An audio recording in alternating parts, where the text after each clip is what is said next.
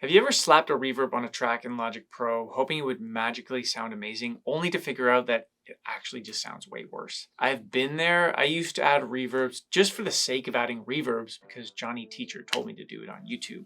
I'm Johnny. Add reverb. But in this video, I'll be showing what reverb actually is and giving you real life examples, why you would use reverb on a track in Logic. And I'll even share the trick that turned my songs from muddy chaos to studio quality. So what is reverb? For a second, think back to when you were a child throwing stones into the water. When a stone hits the water, it creates these outward ripples, right? That eventually fade out into the distance. Sound waves are very much like these ripples. So when a sound is made, sound waves ripple from the source and eventually fade out as well. Think of when you're in a big church, for example. When you clap your hands, the sound waves from that clap are going to ripple outwards until they bounce off and scatter around the church. Now, completely opposite, think of when you're in the bathroom. When you clap your hands in the bathroom, the sound waves still are going to ripple outward until they scatter and bounce off the walls of the bathroom. Nothing has changed about the sound of the clap. However, the reverb in both examples have dramatically changed. It's these reflections that give us information as listeners that the sound is in a small space. So let's take an example here of recording my voice in the live room that's just behind me here, and then let's put those sounds into Logic and see what they look like. So step one, I gotta record my voice. I'm gonna be recording with this dynamic microphone, which means it won't pick up a lot of the room sound, just what's close to it, in this case, my voice. I'll eat flowers by the bedside, do the dishes in the rain. Step two is to actually record the reverb of the room. So if you want to record the room or record the reverb, you need to set up room mics in the room. So I'm going to set up this stereo mic and place it near the front of the room to capture that room reverb. Step three, so let's pull this sound into Logic now and see what it looks like. Here we have my vocal, which is my voice, singing directly into the microphone. Of course, there is naturally a little bit of reverb on this recording too, but on this track, we have the reverb or the room, which I can now edit to and mix in to my liking. I'll eat flowers by the bedside. I'll eat flowers by the bedside. Do the dishes in the rain. Spend an hour in the daytime. Doing things I used to hate. So the beautiful part about modern music production is we can artificially create different reverb sounds all within Logic. You never actually have to go and record the reverbs like we just did, unless you want to, and sometimes that can have a nice character. And besides these room reverbs, we also have a lot of different reverbs like plate reverbs and spring reverbs, which are created from analog hardware. But in this video, from now on, we're only going to be using artificial reverbs in Logic. So let's take this example of our vocal that we just did and mute the reverb for a second and try to recreate it with an artificial reverb. We're going to do this by sending this vocal track to an aux track with a reverb plugin on it. I'll eat flowers by the bedside. Do the dishes in the rain. Now, it doesn't sound exactly the same, but it sounds similar, right? The great part about artificial reverbs, though, is the flexibility and control that you have in your productions. For example, let's say you also want to add a concert hall reverb on this vocal, or even 2 days from now, you come back to the studio and you're like, I don't like this live room reverb anymore. Let's try a plate reverb instead. All of this is possible with artificial reverbs, but very difficult to do if you have to record all the reverbs. All right, so now you know what reverb is. Let's talk about why you should use reverb. And do you always need to use reverb? Well, no, you don't actually always need reverb on everything, but it can make a big difference. So in the first place, why would you use it? Before you add any reverb, ask yourself, what do I want the listener to perceive, or what kind of space do I want them to imagine this song to be in? Reverb helps your listener understand the environment and atmosphere of the music. So just like how our clap sound is in a church, that creates a feeling compared to that clap sound being in the bathroom, for example. So you use reverb because it helps the listener understand where the song is actually taking place. And humans are incredibly good at perceiving the space of a song and the context around it. Like if you stripped out all the reverb from every song in existence, music would just feel unnaturally dry and strange, like it's missing a crucial piece of context that we're not given. So reverb, especially artificial reverbs, when we add them, gives the listener that missing spatial information, helping them connect emotionally and feeling more immersed in the music. So let's actually listen to something and take an example here. And as we listen, I'm going to explain another reason why you might want to use reverb too. So listen to this track here with all the reverb off in it. I'm so sad to read the goodbye note you wrote to me. Now listen to the track with the reverb on.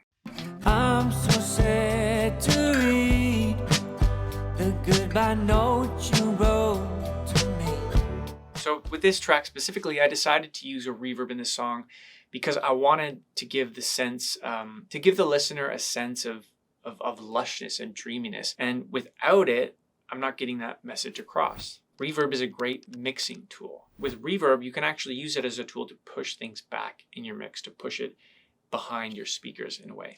For instance, if you're playing guitar, a very dry guitar sound with very little reverb will sound very close and intimate in your ears. However, a wet sound, wet meaning it has a lot more reverb on it, can sound further away, and it pushes the sound back in your speakers, and it just gives it a completely different feeling. Let's listen to an example here. Listen to this guitar sound without any reverb on it.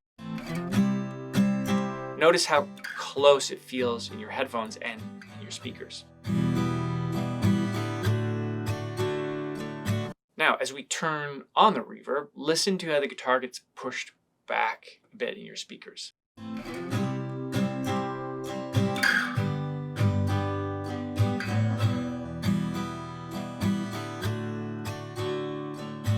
But now, how do you actually use reverb? So first, once you answer that question, what do you want your listener to perceive? This answer is going to help you choose the style of reverb that you should use. There are many styles of reverbs. For example, here are a few popular ones: room, hall, plate, spring, and chamber. And each reverb here will have different characteristics tied to it. For instance, plate reverbs are bright and smooth. Room reverbs are intimate and small. Spring reverbs can sound bright and transient. They're great for guitars and are actually the reverb found on most guitar amps, like my Princeton Reverb, for example. Hall reverbs can sound big and lush. Chamber reverbs also sound big and lush. As you start to use more reverbs, you're going to notice the patterns of each one. Let's take this song example here and add a reverb to these three tracks: vocal, guitar, and piano. So first I need to ask myself, what do I want the listener to perceive, right? Or what kind of context do I want to pass on to the listener? So for me, I want it to be quite intimate. So I don't want too much reverb, but I'd still like the vocal reverb to fill up space so it sounds full and wide. All right, well, let's start with the vocal track and build it from there. So if I want it to sound intimate, I'm going to add a plate reverb on the vocal as an insert plugin. Notice how subtle the plate reverb sounds if I turn it on and off. I'm so sad to read the goodbye note you wrote to me. You tell me not to live life alone.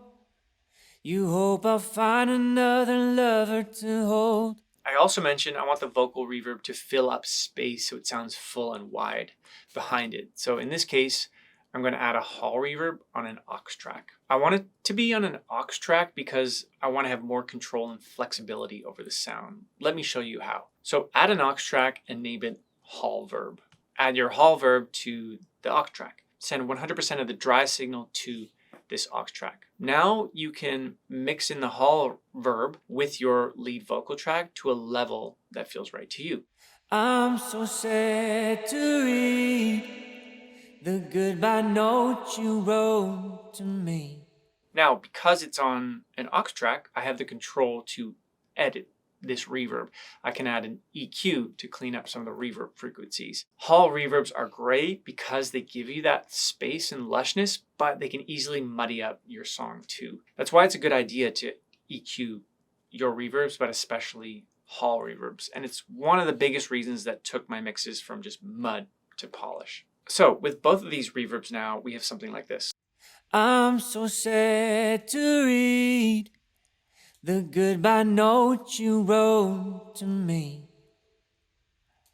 You tell me not to live life alone. So for the guitar, I also want it to be intimate, and I want to give the perception to the listener that they're kind of in the same room as the guitar player. So I'm going to add a reverb insert to the guitar track and look under small spaces, room. I'm going to choose this recording room plus and turn this wetness dial up and down until I feel like I have the sound that works for me.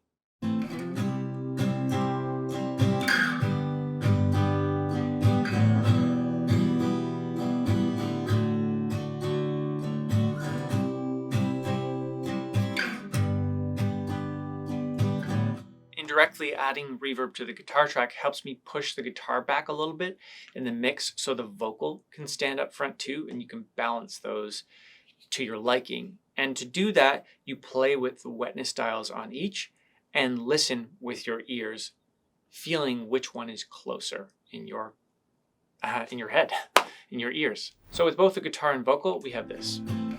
I wanna reach for the horizon. I wanna fall over the edge of the sky. So for the piano, I want to have a small room reverb on it as well, so I can give the listener a sense that the piano player is in the same room as the guitar player. In this case, I'm just actually going to use the same reverb as the guitar, the recording room plus reverb.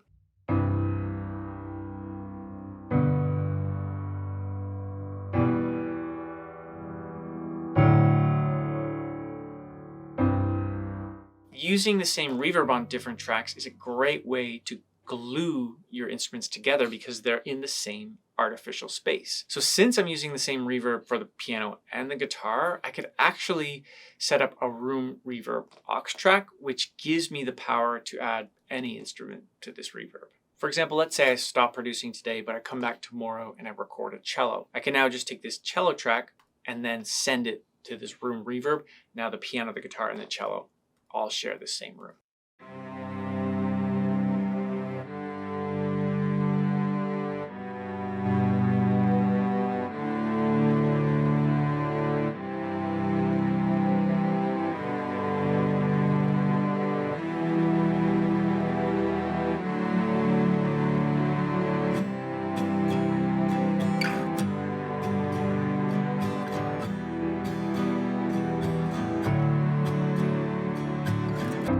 Reverbs and getting your reverbs right is really going to level up your songs and make them sound more professional. But unless you nail the compression going into that reverb, the songs, it's just not going to sound good. It's why you need to watch this video right here, where I'm going to show you 5 tips to conquer compression. It's just made compression make so much more sense for me. Okay, let's get back to the song here and have a listen to what these 3 tracks sound like with our reverb on it. I'm so sad to read the goodbye note you